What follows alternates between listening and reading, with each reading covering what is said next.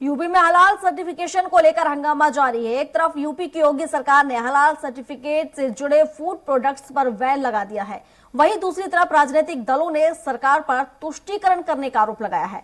गौरतलब है कि राजधानी लखनऊ के ऐशबाग में रहने वाले शैलेंद्र कुमार शर्मा ने हजरतगंज थाने में 16 नवंबर को हलाल सर्टिफिकेट जारी करने की वाली 4 कंपनियों के खिलाफ एफआईआर दर्ज कराई थी।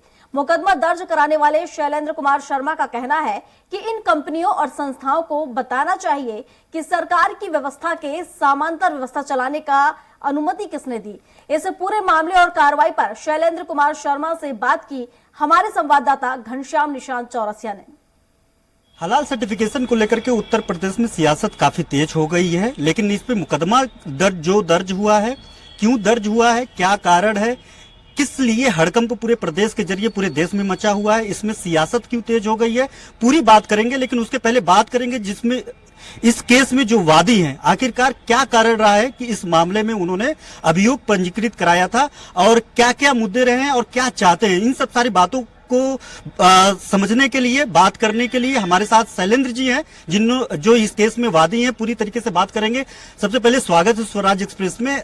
सर, ये हलाल सर्टिफिकेशन को लेकर के आपके जेहन में कैसे आया?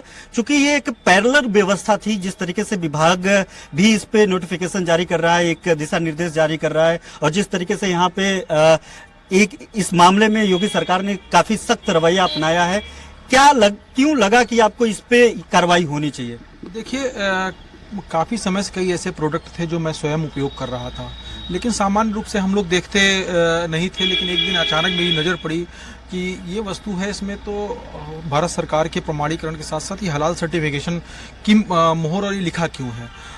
तो मैंने कहा कि भाई ऐसे कुछ लिखा होगा। तो हमने कई जगह ऐसे चर्चा की, तो लोगों ने कहा कि भाई इस तरह के बहुत सारी ट्रेंड चल रहा है, कई ऐसी वस्तुओं पे, चाय की पत्ती पर, साबुन, तेल, टूथपेस्ट, सब चीज़ों पे आ रहा। तो हमने कहा भाई क्या ये भारत सरकार जारी करती है? लेकिन लोगों ने कहा भारत सरकार नहीं जारी करती, कुछ ऐसी संस्थाएं हैं जो तथाकथित वो इसको जारी करती हैं। तो हमने कहा शायद इनको मान्यता हो। लेकिन जब हम लोग इस पर डीपली चर्चा की तो इसमें कुछ नहीं निकला कि भारत सरकार की कोई ऐसी संस्था इनको प्रमाणित करती हो, इनको जारी करती हो। तो उसको हमने इस पर जब चर्चा की तो हमने उसको लेकर के कि भाई ऐसा हो रहा है, तो उस पर एक तहरीर बनाकर प्रभारी निरीक्षक महोदय हजरतगंज को 17 तारीख को दी। तो उनको लगा कि इस पर मुकदमा दर्ज होना चाहिए, बहुत देश के लिए बहुत खराब कृत्य चल रहा है। तो उसमें उन्होंने मुकदमा दर्ज किया और जांच का आश्वासन दिया था। और अगले दिन माननीय मुख्यमंत्री जी ने इस चीज़ का संज्ञान लिया और उसको सारे प्रोडक्ट प्रतिबंधित किए और जाँच STF को सौंपी।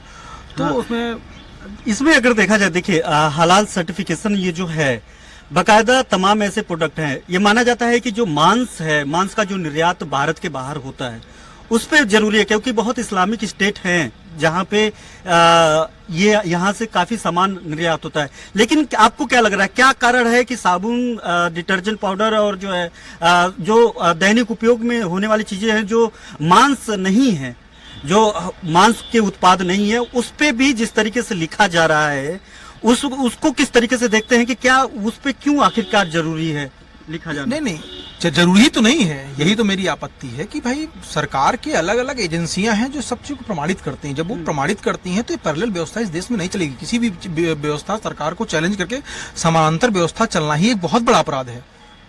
तो ये जो चार लोगों को नोटिस भी जारी हुआ है, 4 कंपनियां हैं, क्या ये लोग रजिस्टर्ड नहीं है, इनको मान्यता ही नहीं है इस तरीके से? एक आधी कंपनियां, बाकी संस्था है। लेकिन भारत सरकार क्यों भाई किसी को इस तरह प्रमाणित करने के लिए देगी?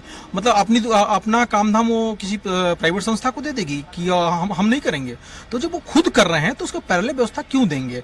और जहां तक मुझे समाचार माध्यमों से कई लोगों के वक्तव्य का जानकारी मिली है कि वो कह रहे हैं कि कोई ऐसी व्यवस्था ही नहीं है। तो जांच का विषय, जब जांच, इतनी बड़ी मल्टीनेशनल कंपनियां हैं जो अपने रैपर पे साफ तौर पे हलाल सर्टिफिकेशन का मार्क लगाए हुए हैं, वही तो एक जांच का विषय है कि भाई अगर वो मार्क लगा रहे हैं, उनमें उनकी क्या मजबूरी थी, और मजबूरी थी, उस मजबूरी के एवज में क्या फंड्स उनको देते थे, क्या वो प्रमाणन लेने के लिए फंड्स देते थे या माल बेचने के बाद कोई उनका शेयर तय होता था ऐसी संस्थाओं, सब जांच का विषय है।